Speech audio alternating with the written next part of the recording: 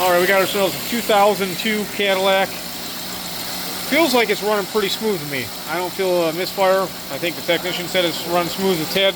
It did have some bad coil cassettes that were arcing out, I believe. Spark plugs have been replaced. And this will sit here and just count the misfires. You see it just climbing up on these cylinders. 1, 7, 4, and 6. Which I don't think is a bank-to-bank. I'm trying to think of the firing order on this. I don't remember off the top of my head. But let's go ahead and bring up the idle. I missed the good old days. Look at this. Can't do this on these newer cars, right?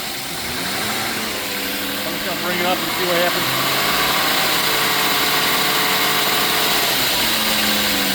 On a D-cell, you see 7 and 4 started counting. When this thing first started up, it was counting like crazy. What is going on, everybody? Brian Mann here, Hands-On Auto Training.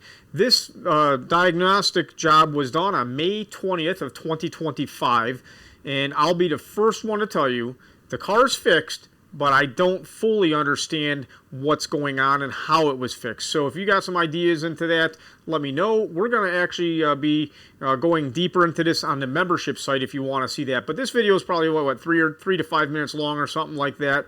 Go ahead, take a look. Let me know what you guys think. It's an interesting one, and I thought I was going to be onto this pretty quick, but there's a couple things that were different from my previous experiences. I've had a lot of these Northstar engines, the serpentine belt tensioner will freeze up. It'll introduce like a high harmonic vibration, if you will, into the crankshaft, and that will actually cause a random misfire to set, but it would set on all cylinders, and they'd count pretty quick. And usually if you bring it off idle, or if you see what I'm going to do here, take the belt off or put a pry bar onto the tensioner as the engine's running, you'll watch the scan tool misfire counters change. So I was kind of expecting that in this situation, but that's not what we had. We had something else going on. Let me see. That's a big one. You got a medium-sized bar? Yeah. No, actually, this one might work.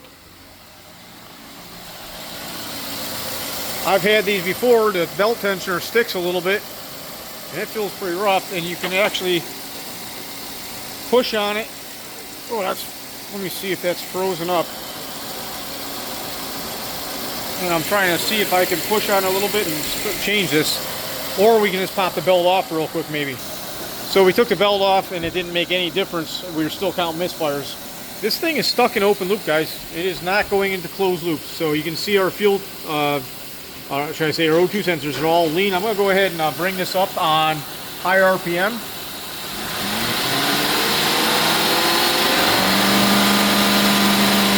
And you see we stay lean. It does initially go rich a little bit. I did spray a little bit of go-go juice right in this vacuum port, and I could see the O2s respond. So we got to figure out why this is running so lean. Now, right now, it's fattened up, but we're still in open loop. And these will creep back down. Really interesting stuff. All right, we did check the fuel pressure on this vehicle. Key on, engine off, and also running.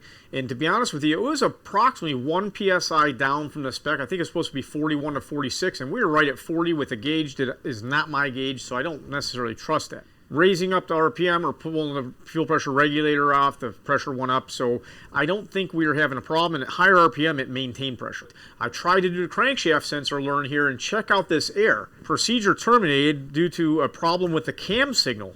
I'm like, what? Now at this point, I'm thinking, do I get the picoscope out and start scoping the cam and crank sensors? Because that's kind of what I'm thinking here. But I mean, to be honest with you, that's a little bit of work, and I'm trying to get the job done quickly for my customer.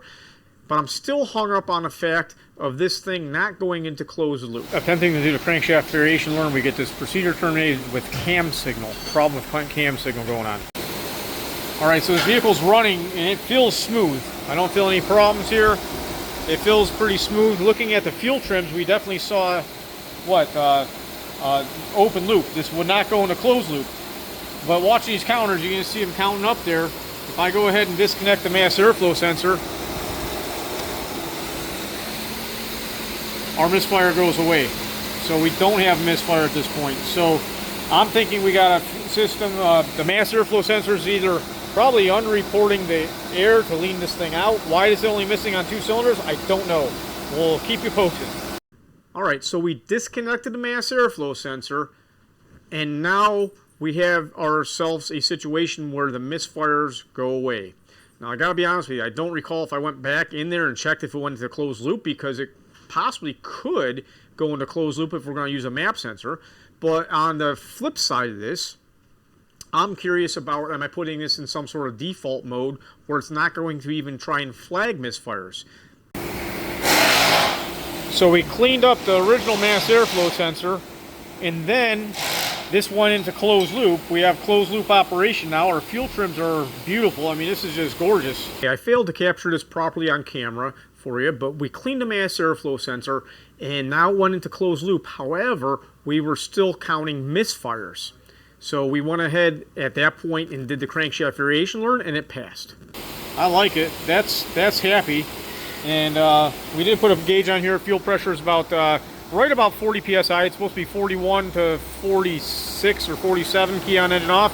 Let me go ahead and turn this thing off. I'm gonna make sure we don't have a flashing check engine light, because this thing was flagging misfires left and right before. And we just have a coolant level code. That's all we got in here right now. So this thing is happy at the moment by cleaning the mass airflow sensor. Alright, so after cleaning the mass airflow sensor, this thing did go into closed loop. And I'm like, wow, how about that? That's pretty amazing. And then I went ahead and did the crankshaft variation learn, and it went right through. We did not get the air code for the cam position sensor, which is really kind of mind-blowing. Very interesting stuff here. We did go for a long test drive, me and a technician. We did multiple key cycles to make sure this thing was happy, and it didn't flag a misfire again. I'm very taken back by how this vehicle got kind of goofed up, or what might have happened here. I do appreciate any comments you guys put into the comment section here. And if you do like this content, please do like, subscribe, ring that notification bell. I'll talk about this for just a little bit, but the car, in a second, should I say. But I do realize that we have a lot of people who watch the videos, but they don't subscribe. If you give me a subscription, that'd really help out. If you haven't, I'd really appreciate it. But back to this whole thing, talking about this, we are going to talk more in depth a little bit on a couple of these topics on the membership site. But what do you think's going on here? I was thinking, could we have a lean misfire? Could this engine be actually running lean, causing a misfire or causing misfires or whatever? I was thinking about bank-to-bank imbalances, but if you look at the firing order, it's not just one bank. It's a couple cylinders on one, 3 cylinders on one bank, and one on another, if I'm not mistaken. So I'm thrown back by that. Yeah, I got 1, 7, 4, and 6. So 2 cylinders in each bank. I'm thinking out loud here as I'm talking. I really don't understand what was going on. But at the end of this day, we got the car fixed by cleaning the mass airflow sensor. And I've talked to other technicians, and the technician working on it, he's like, I would have never thought about that.